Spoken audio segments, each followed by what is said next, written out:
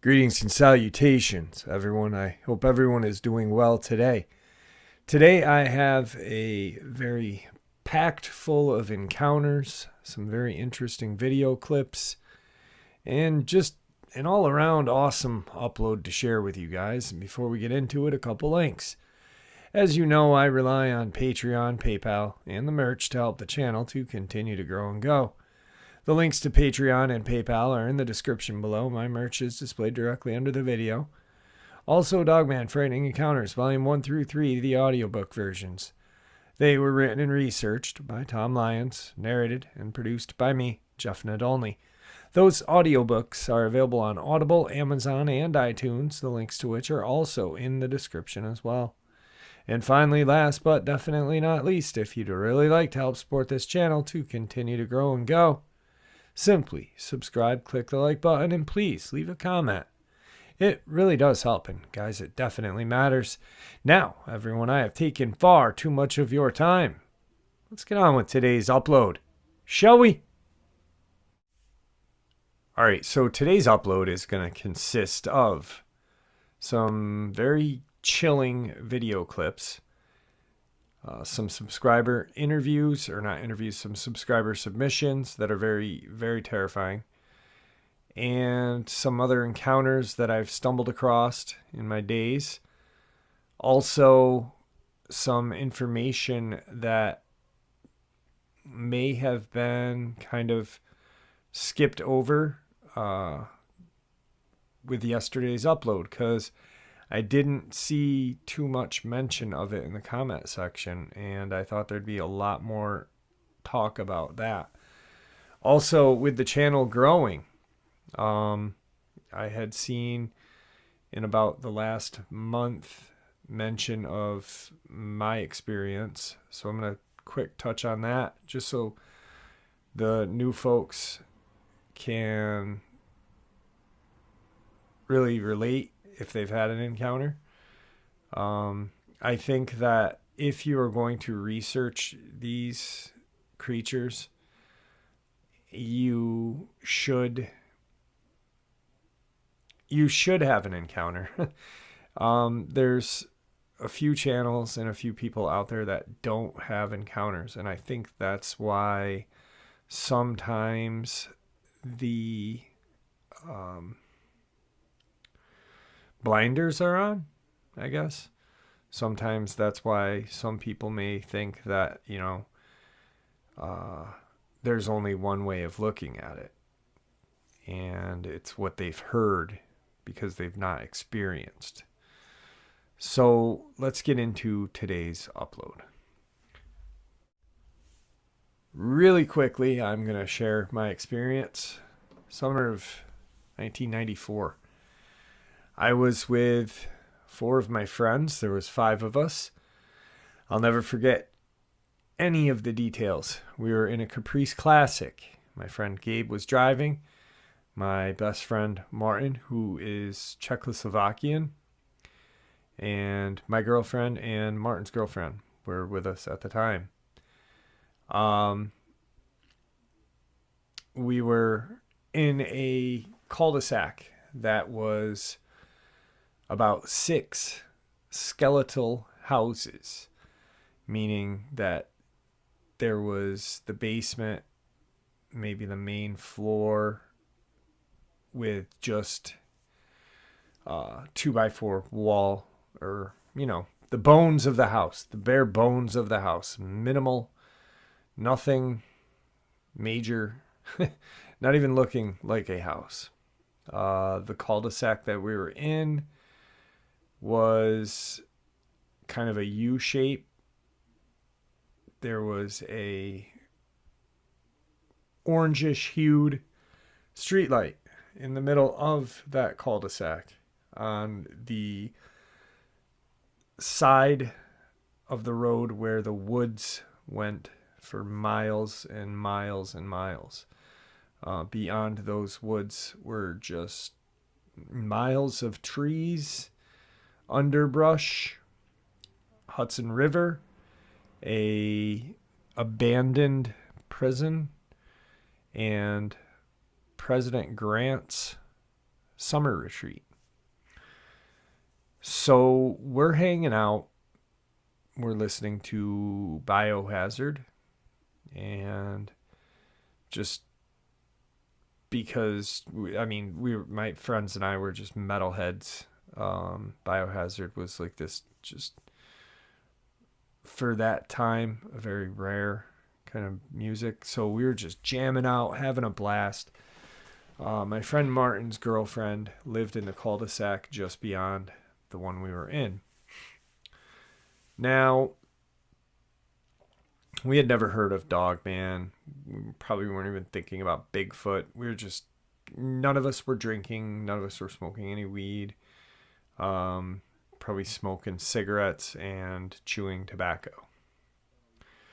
Well, all of a sudden, we hear this very strange but menacing scream with like a growl to the back end of that scream. My friend was in the car. Gabe was in the car on the driver's side, and I never forget looking towards where that street lamp was and seeing eye shine coming from the woods, multiple eye shine. The more I think about how many were out there, I would have to say at least 6. No less than that. At different heights. I remember one of the girls, and I don't remember which one it was, but I remember one of the girls screaming, "Vampires." Vampires were kind of cool back then. I think we had just gotten done watching Lost Boys at Martin's house. And all of a sudden, everyone's in the car. The car is started. Gabe started the car 15 seconds probably after the initial howl, growl, whatever you want to call it.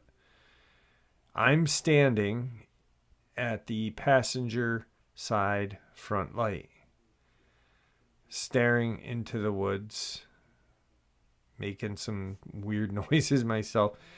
And everyone's like, "Get in the car." I'm not standing there because I'm brave. I was confused, curious.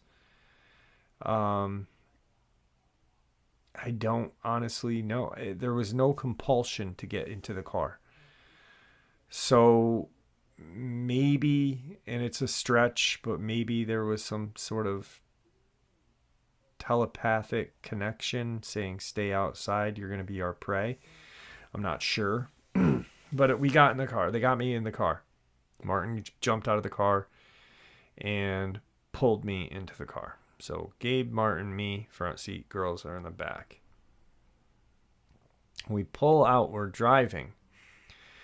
Now, the cul-de-sac where we were, or the road, runs all the way to the main kind of road in our area called 9N, or there's 9S. And it runs for a very long time through New York State, I believe, to the city. And as we're driving to the end of the cul-de-sac, which was not long, we get to the stop sign.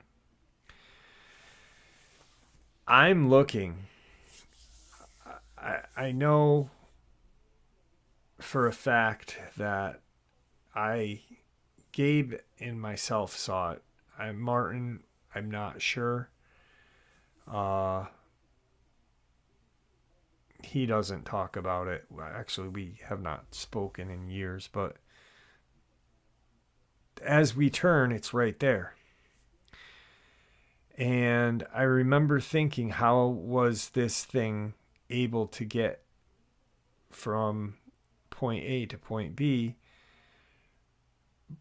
running on these very odd shaped legs, these feet or paws, whatever, that made absolutely no sense, and beat us there.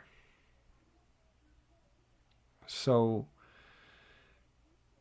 we turn, and that's it. The next day, I go to used bookstores and hunt for cryptid stuff. The creature that I saw really looked like it honestly was a throwback of some sort.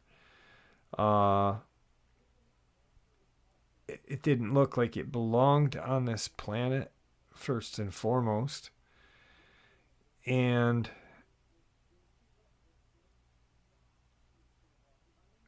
the way it was shaped, just how it moved through the woods, was impossible.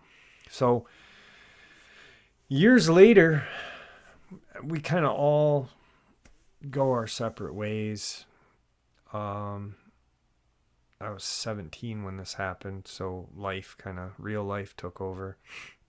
And I ended up running into Gabe, the driver, about a year and a half ago. And I told him what I do. And I said, dude, you were in the car and had it started before anything, before these things came even and made their presence known.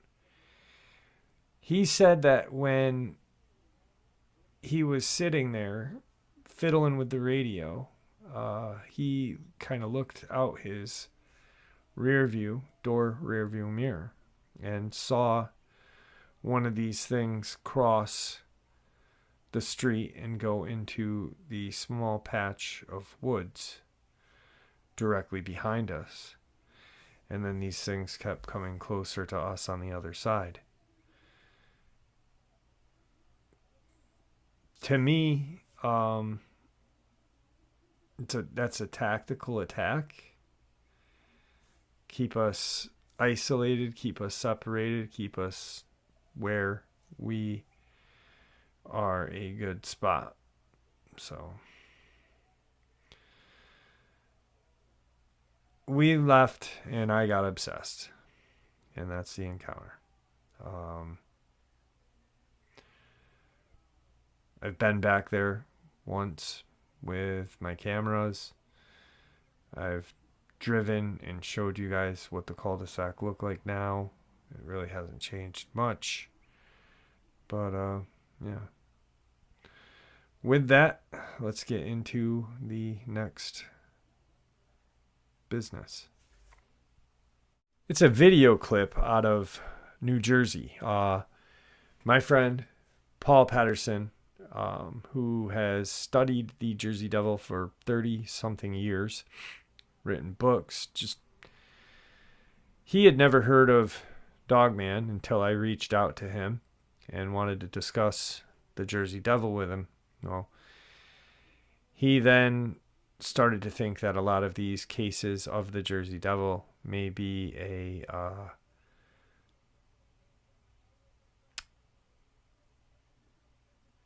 misidentification for a dogman. The way they jump, the way they just go from tree to tree to tree, almost like it looks like it's flying. Well, he sends me this video and says, Jeff, pay attention to the video. And that's what I'm going to ask you guys to. And after you're done watching the video, I will go back and just go over it with you, because it's very realistic. And I really truly believe that this is a dogman. And so does Paul and a few other people that I've shown this to. So let's check it out.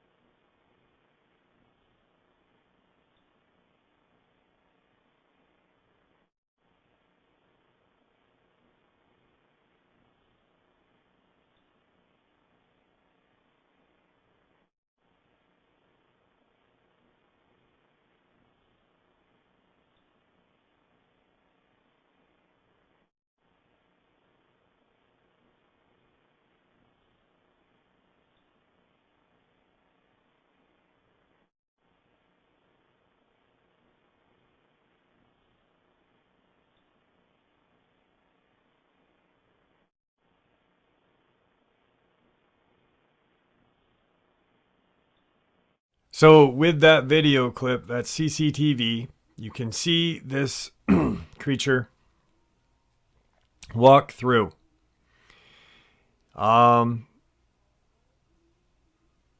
Definitely not a bear. It's far too shaped differently than a bear would be. Definitely not a wolf, coyote, or dog. It's missing its tail if you really look. Its legs are shaped differently. The front legs are larger than the back. And the snout is huge. That was in New Jersey, taken around the Pine Barren region. A very interesting and terrifying video clip. Let's get into the next order of business. I want to discuss a little bit about the business going out in Colorado. Now, in that area, as many of you know, I've been looking into this cattle mutilations, attacks. Initially, they were supposed to be wolves, right? Well, there's only a small pack of wolves in Colorado. They're on the endangered list. It's not a wolf. It is. Then they talked about it being a bacteria. Then they said, well, maybe it's the guard dogs that protect the cattle and this and that. Well, we all know that that is not true at all.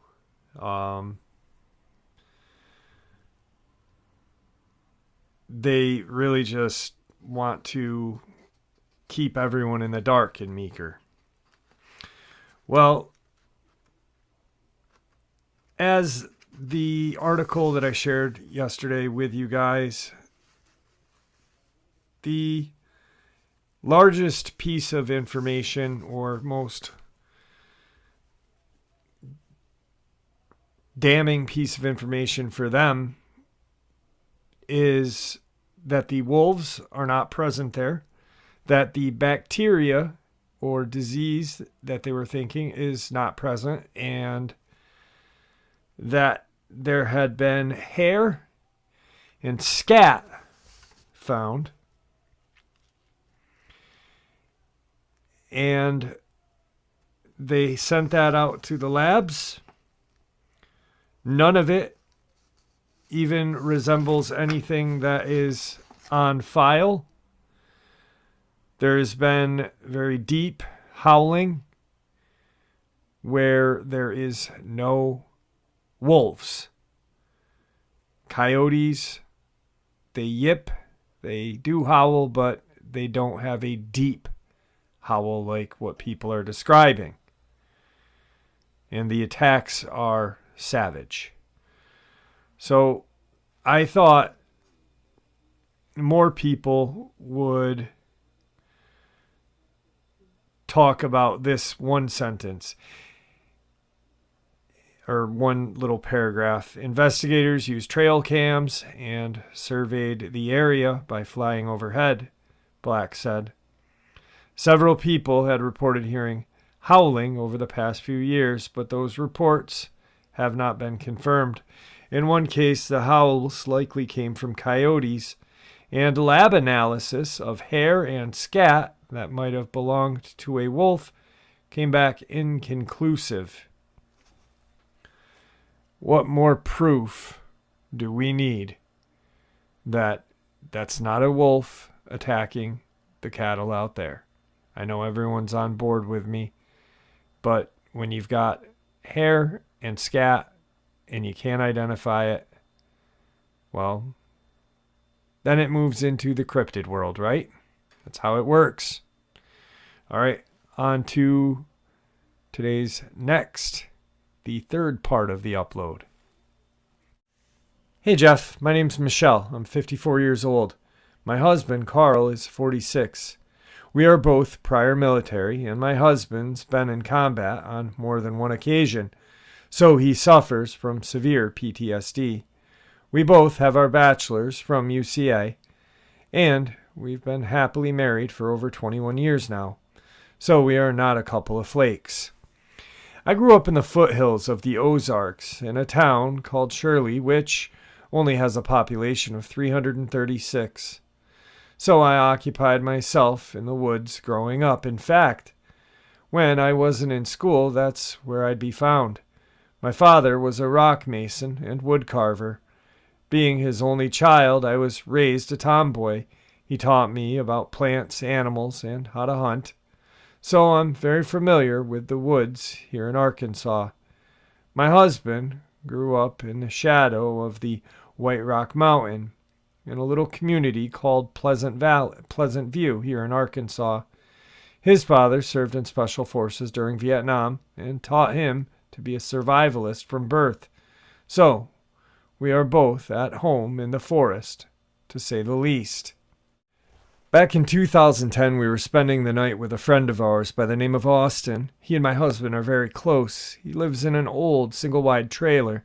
It sits up on a hill, and the way, one end is higher than the other. The tongue end is about a foot off the ground, the other is 4.5 feet off the ground. So the small sideways rectangular window in the bathroom is about 8 feet from the ground.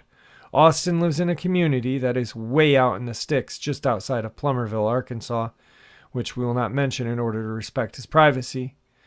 It was a pleasant summer evening, and we were all hanging around the house. Carl got up to use the restroom as the rest of us talked. He hadn't been in there long when I heard him calling my name. I noticed that his tone sounded strange and off. I rushed back to the bathroom to see what was going on. When I opened the door, the first thing I heard was this low rumbling growl. I looked at my husband, who was still sitting on the toilet with a shocked look on his face and his pants around his ankles, and I asked him, "What the hell is that?" He said, "I don't know." With it being dark out, I couldn't see anything out the long, skinny window, so I ran over and turned out the light and went back to the window. The street light was just out of my line of sight, but still illuminated the end of the yard. There was a small strip of mowed grass at the end of the trailer, and then it was short brush. All I could see was a large mass on all fours parting the tall grass and shrubbery. It looked to be about 4 feet across the shoulders and at least 6 feet long from shoulder to butt. I did not see a tail. I turned around and asked what had just happened. He told me that when he had come into the bathroom and sat down is when he heard this loud growl that made his insides vibrate, and tried to yell for me, but didn't want to be loud at the same time. He says it growled, a low rumbling growl that was similar to the one that I had heard just after this. I know that what we heard was no dog, no coyote, and no bear, none of which could ever growl like that. Only my husband heard the first and loudest and scariest growl/snarl of all, which scared him stiff. He said he felt all of the blood in his body go to his feet in fear. Worst of which was that he felt the first growl on the back of his neck literally through the open window, which only had a screen between him and this creature. It was one of those turn the handle and the blades of glass would open from the top to the bottom. The window was 8 feet from the ground. He was afraid to turn around and look out the window. He swore it sounded like a werewolf from the movie, and was canine for sure, and doesn't remember if it smelled. At this time, we had never researched or knew about Dogman or werewolves being real. My husband says that when he was sitting on the toilet and the beast growled on his neck, it was the scariest moment of his entire life. That's coming from someone who has seen the absolute worst and best of humanity. He said if he hadn't been on the toilet, he probably would have wet or soiled himself. Also, Austin had a Pitbull outside tied to the back corner of the trailer, almost right next to the window that was located behind my husband as he did his business on the toilet. We never heard a peep from her during all of this. This all happened late in the evening, and in the morning we found out why. She was lying in the yard with her chest and stomach ripped open, and contents were gone. We felt so bad for her. Carl thinks he interrupted this creature while it was eating her, and it voiced its displeasure at him. A few years later, in 2014, we were in Bush, Arkansas. We had 10 acres with a medium-sized creek that ran down the backside of our property, which empties into the White River at the southeast corner of our land. Beyond the creek, at the backside of the property, is Army Corps of Engineers land. Our property was roughly rectangular in shape. The road we lived down dead-ended and became our very long and curvy driveway. The house was in the middle of the acreage. You couldn't see the house from our steel gate at the entrance. If you were standing at the end of our driveway, the house and shed would be to your right, and the only house that was close to us was back down the drive to the left of our gate, about 150 feet, and had 2 8x8 metal sheds at the end of a single-wide mobile home. Their fence ran down the full length of our driveway. The first time something happened, I was taking Sugar Baby, our miniature poodle, out to use the potty at 2 a.m. I usually walked her on a leash because there are bobcat, coyote, and my husband even went face-to-face with a mountain lion/cougar one evening, even though Fish and Game denies they are here. It was clear out with a full moon, so I didn't need a flashlight. I was just across the driveway near the fence that marked the property boundary when I heard a rock hit the tree near me from across the fence. It went thwack against the tree and then thump, thump, thump on the ground. My heart began to beat faster as I struggled to see what was there. I couldn't see what had thrown the rock, but my first thought was Bigfoot. Sugar did not bark, but she was heading toward the house, tugging on the leash. So I took her advice and back toward the house, never taking my eyes off of that wood line. Then we went inside. I told my husband the next morning. He said that he believed that I had heard something out there, but he doubted it was Bigfoot. A few days later, a friend came by to do some fishing. We'll call him Wiley. He took his gear, water jug, and one of our large handheld spotlights. This was around 5 p.m. when he went down to the creek. Around 7 or 8 after dark, he came running in our front door with no stuff and only one shoe. He was breathing heavy, eyes wide and white as a ghost. When we asked Wiley what had happened, he said, "I don't know what's down there, but it's huge and really pissed off as hell." We asked where all his stuff was, and he added, "I left it down there, and I'm not going back for it." I ran plumb out of my shoe. "I am never fishing here again." He told us that the spotlight had died on him, so he didn't get a good look at it. He stayed the night, and we told him we would go down and get his stuff the next day. The next morning, my husband and I went to the dock to get his things. His fishing gear was untouched, but his shoe was missing as well as his water jug. We found his shoe about 30 feet up the creek, and his bottle on the bank about 10 more feet up the stream. My husband didn't know what to think because Wiley was a bit of a lush, and he had the tendency to spin a good yarn now and then. But I believed him. I mean, the man ran out of his shoe and continued running. A few nights later, I was taking Sugar out at approximately 3 a.m. This time, instead of heading toward the river, I took her towards our gate at the opposite end of the driveway. I took a small handheld spotlight with a click switch on it.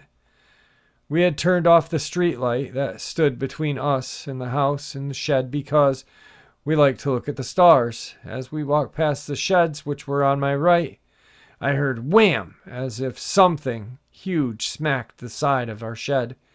It was so startling, I jumped. I clicked off the light and dropped it at my feet. As fast as I could, I picked it up, turned it on, and scanned the shed area. Nothing, absolutely nothing, is what I saw. I figured it was hiding behind one of them This time, Sugar ran behind me barking. I was tired and hadn't forgot to put her on her leash. I had backed up toward the house, my heart thumping as we went inside. This went on for about a few weeks. He did this for about a month and a half, but each time it smacked the shed, I jumped less and less. I was startled, but I was curious at the same time. I really wanted to see this creature. After this, I brought my 12-gauge pump with me every night as precaution.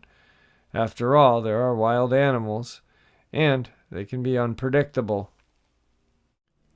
The next morning, I told my husband what had happened, and he just looked at me puzzled and gave me the typical spouse who hasn't seen or heard anything in response. I don't know, babe. Maybe you're imagining things, even after what had happened at our friend's house, and to our friend. I wasn't angry with him for his response. He just hadn't seen or heard anything yet. I never pumped my gun any of those times this had happened because I never really felt threatened. It never growled at me or made any vocalizations. It felt more like it was laughing at me inside, thinking I watched this silly human jump.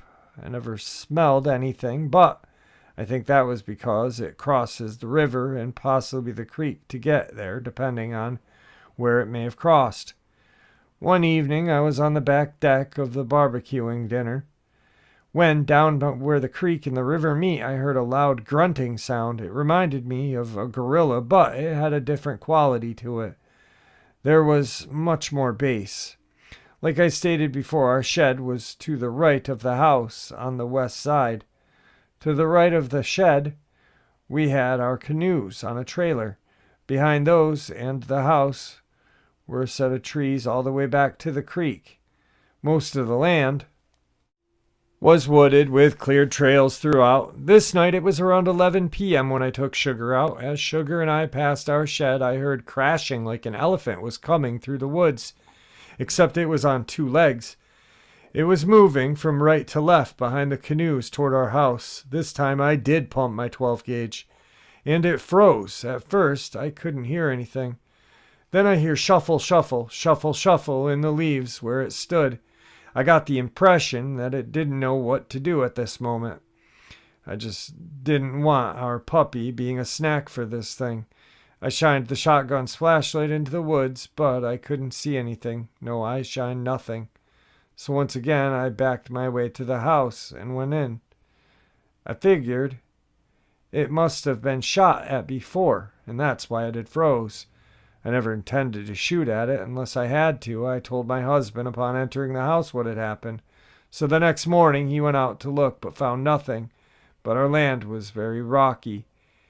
He didn't find any broken tree limbs or anything. He tried to make as much noise as possible back in the trees, but he came nowhere close to making that much noise. I couldn't believe he didn't find anything.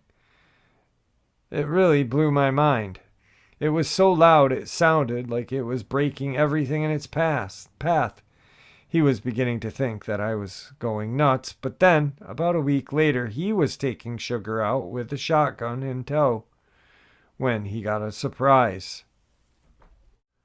They got out the door and onto the middle of the driveway when the woods on the other side of the fence came something huge crashing through the trees. My husband does not scare easy. He was raised in the woods of Arkansas by a Vietnam Green Beret veteran turned Southern Baptist preacher, and he himself is a combat veteran. Both my husband and his father are tough old school guys. But he pumped that 12-gauge, and just like before it froze, he shined the flashlight into the trees high and low, but saw nothing.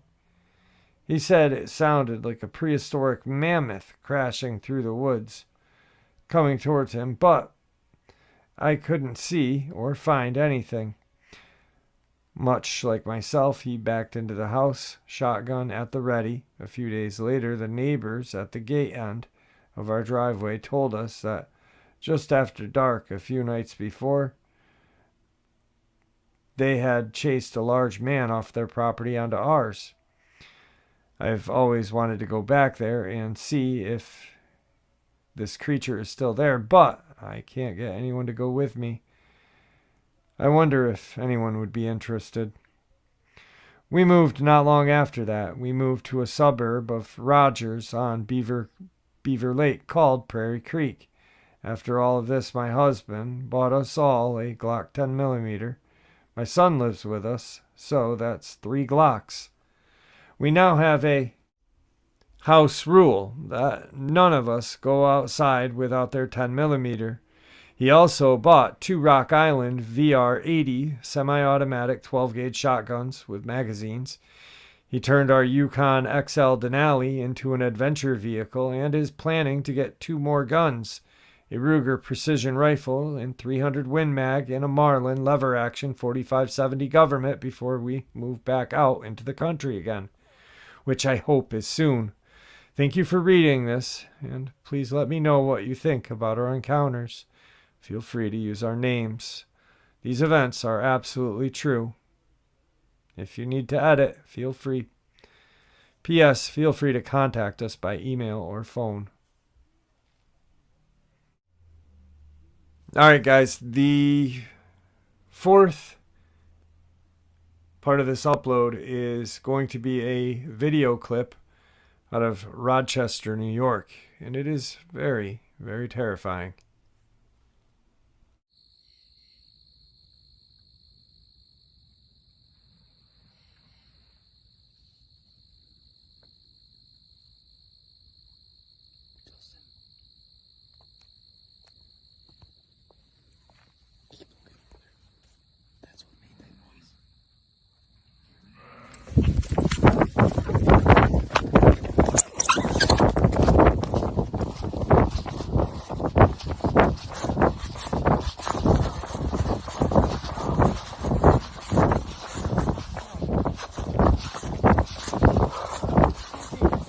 Yes. Dude, I'm gonna pass out. Oh my God, dude.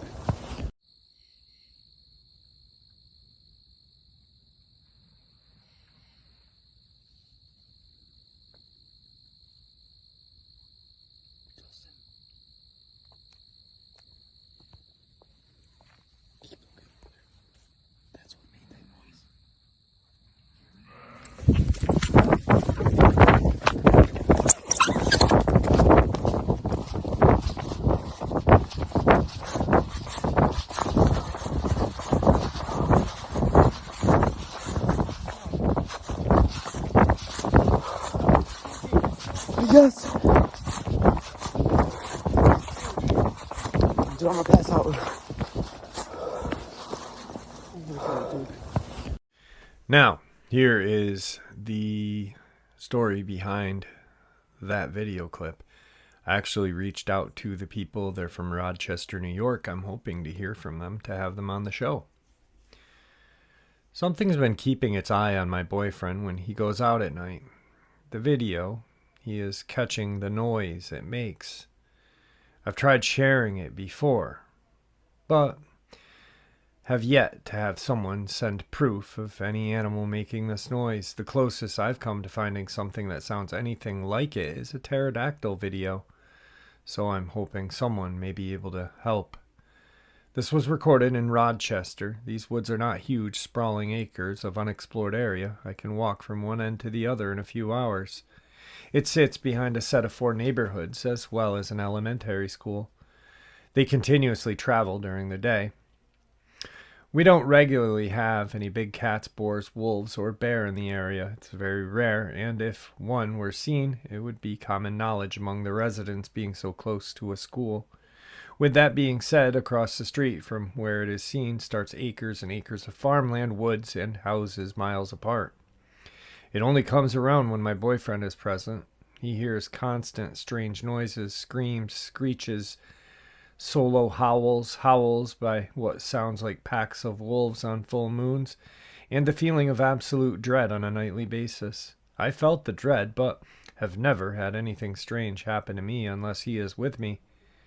He has always had unclaimed spiritual senses, mainly through dreams. I don't know if that would have anything to do with this attachment.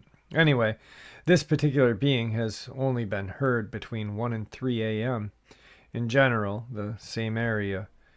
You can't really tell in the video, but it is very loud. When we walk our dog, we can hear it running through the woods paralleling us. It sounds very large and very fast, sometimes bipedal. Our dog also does not like this area. She tries to turn around and go home, or bites her leash to try and get away. In the video, you can hear it in the water splashing around, and it does not sound small. To my boyfriend, it sounded like something being dragged through the water. Also, listen closely when he says that's what made the noise. You can hear it make a deep, guttural growl, and it's always moving towards us, not away. The growl and it not fleeing really solidifies to me that it is not a deer, fox, or any mammal I am familiar with that splits at the sight of a human. Along with this video, there is a clip of rocks being thrown at my boyfriend on the same bridge around the same time, as well as a set of trail cam photos of a strange shaped animal stalking a very large coyote.